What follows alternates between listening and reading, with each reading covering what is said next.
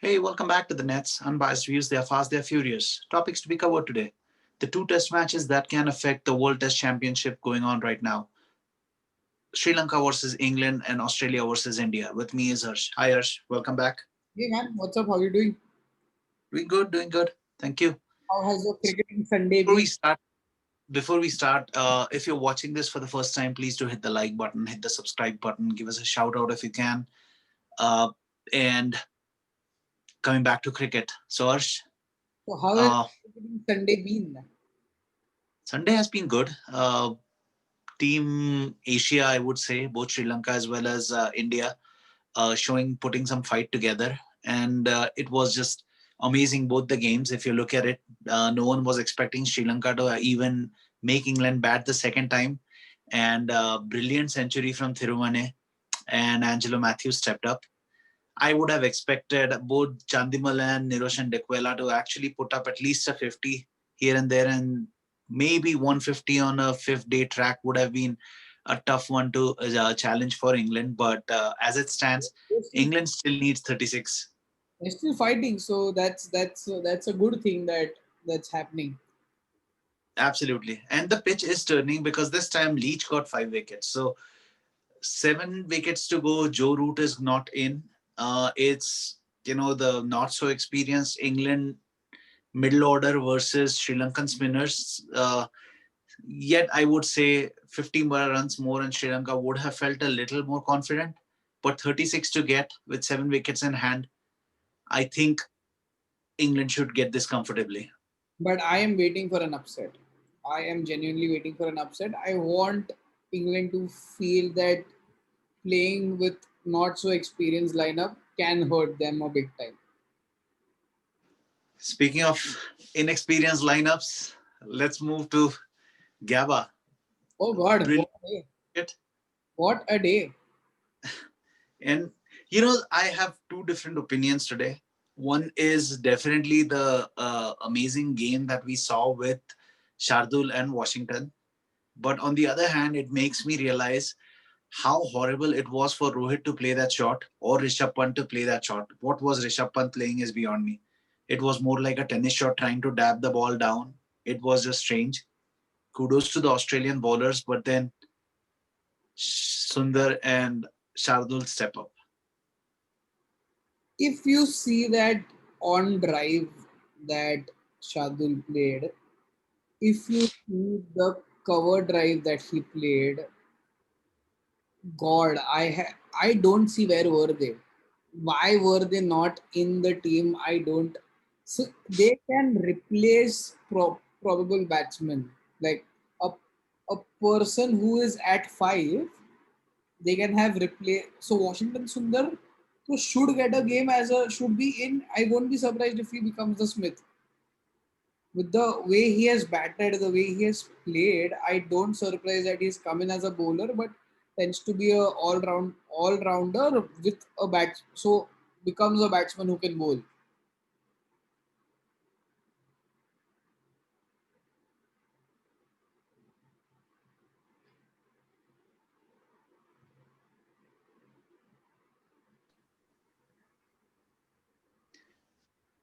I lost. Yes, you're back. So yeah, I won't be surprised if he becomes a batsman who can bowl.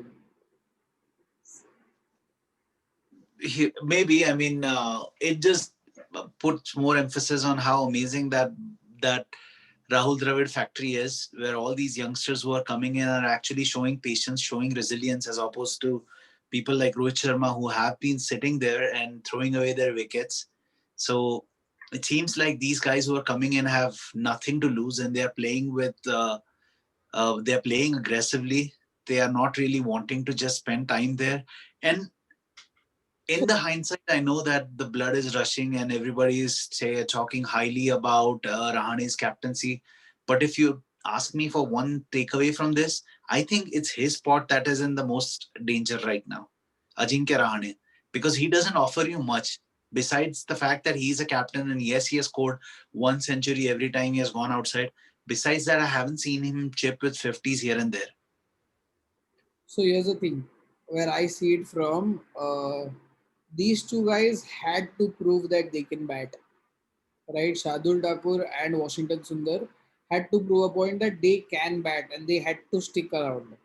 Wherein Rishabh Pant has is somehow out there after the last inning saying, I am here to stay. I don't care if I lose my, if I dap it down or do whatever. And Rohit Sharma is on a different planet altogether. So they don't care. So the top two have nothing to lose. Whereas these two guys have everything to lose because they are not even sure. Washington Sundar 10 days back wasn't even, he was just a bowler who was bowling in the nets. He had no clue that he might get a game and he would end up being one of the. So he became the first player at number 7 to score a half century at Gabba. First debutant seventh who came in at 7 ended up scoring a half century. So he never knew this 10 days back, right? Absolutely. And Absolutely. it's a funny game.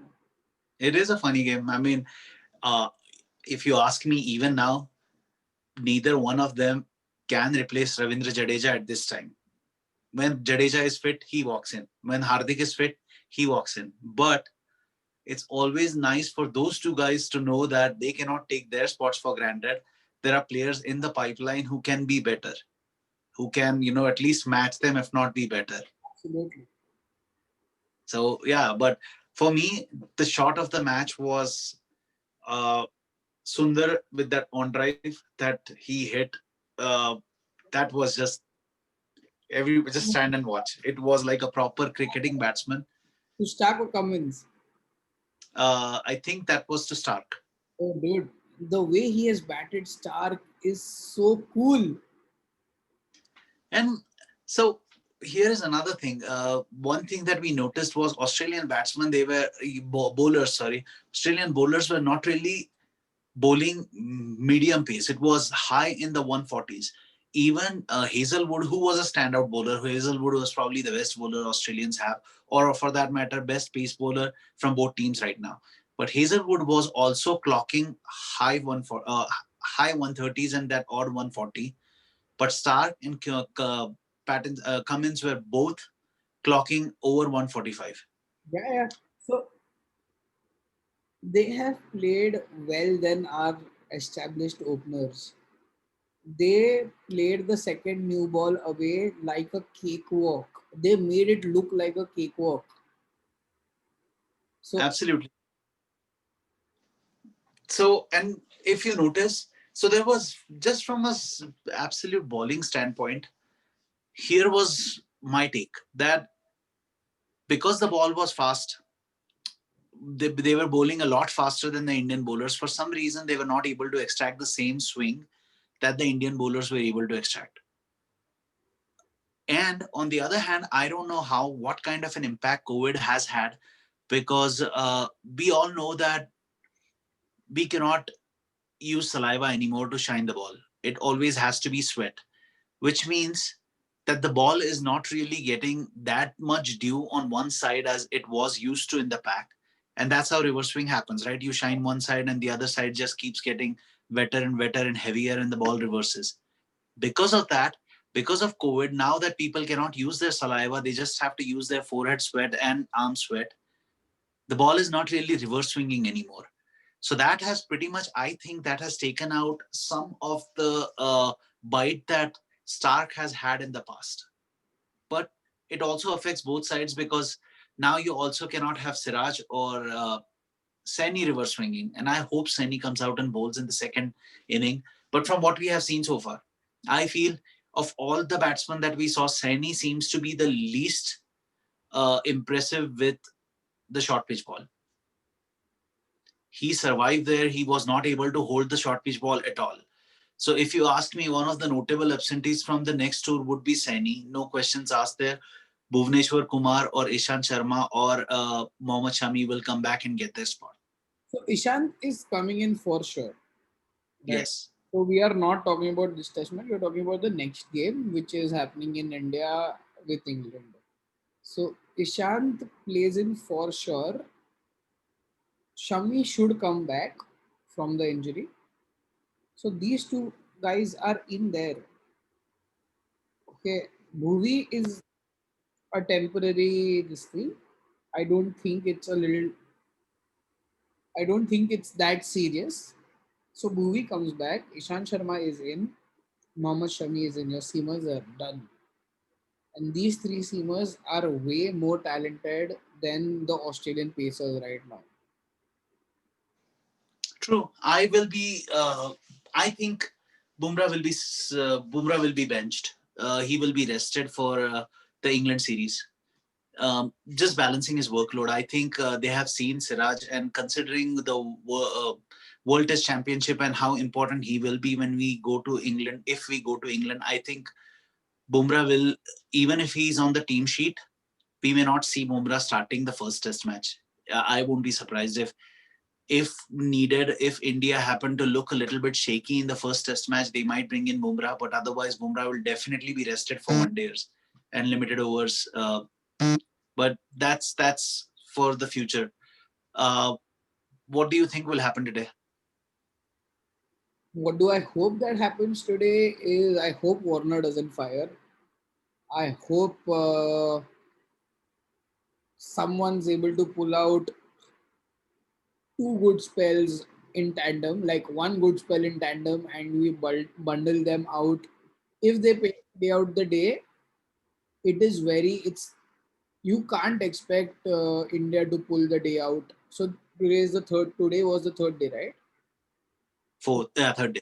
Third day, so tomorrow would be the fourth day after. So if you, they have a lead of around 40 now, 40, 50 or 52. So if they score anything more than 250, so that makes a total of around close to 300. They will ask us to bat in the last 10 overs. So anything, if they score around 200, 250 tomorrow, so that will be around 300 in total. And if they give us to bat before the end of day, so that's like the last period, which usually a team capitalizes and tries to get your wicket off, tries to, get the night watchman in and, just do things with him. So they get a couple of wickets then. If that happens, then India should be bothered. If they play the new ball off, then we are at a comfortable position. I get a feeling that Indian bowlers will come out strong tomorrow. I think we will manage to get all their 10 wickets. I have a feeling that the law of averages would say that Labuschagne and Smith both will fail this time around. So I think even in the first session, we managed to get 3 or 4 wickets. I think Australia will try to save this test match, considering there is also a weather prediction that there is a 80% possibility of rain coming tomorrow and 60% on day 5. I have a feeling Australia will try to bat out time. Plus, with rain, stopgap interruptions, it somehow manages to assist the bowlers to a certain extent just because they get enough rest. So, which means that Siraj might get enough rest. Shardul might. Shardul is a wicket taker. He will be expensive, but he will get wickets. And Natarajan can probably control the stem of flow of runs. But the news that is coming in from the dressing room is that if needed, Saini can bowl as well. Saini is ready to bowl. If it's about to rain, it will be overcast, so the ball will do much more than that it normally does. So that should be interesting. Now it's an interesting game. It's a good game for us to watch for now. Yes. If our bowlers bowl well, And I have a feeling that a score of around 250 on the last day would be chaseable, considering Rohit Sharma has been criticized and ridiculed all around India, and Shubman Gill failed in the first inning. I have a feeling that we can expect a decent start from these two. And if they show any intent, Australia will be on the back foot. Australia will try to save the series rather than put aggressive fields. So I plus have a feeling all plus three is plus possible. sorry. I feel all three results are still possible. Yeah, and plus Australia have a pressure to play for. They have not lost a single game at Gabba since like forever. So that is one additional pressure that they go in day five with. So they have a point to prove and a legacy to continue. All right. Well, let's just keep our fingers crossed. Hopefully, tomorrow is Natarajan's day. Keeping my fingers crossed. I hope he gets a fifer, man. I hope he I does. hope. All right. Well, that's all that we have for today, I guess. Any news on the domestic circuit? Would you like to cover Ethan any? Kishan managed to get a 50 plus in 36 balls, I think. But besides that, no further notable contributions. Bishnoi managed to get 3 wickets in 4 overs. So he was also pretty successful, and Shikhar Dhawan failed. I got Zero, my research done too. Bombay was bundled out for 94 today, and 90. Pondicherry was they won it like in the 19th over, but yeah, Oh, well, strange things happen. I guess this is not Mumbai's year. it's okay. All right.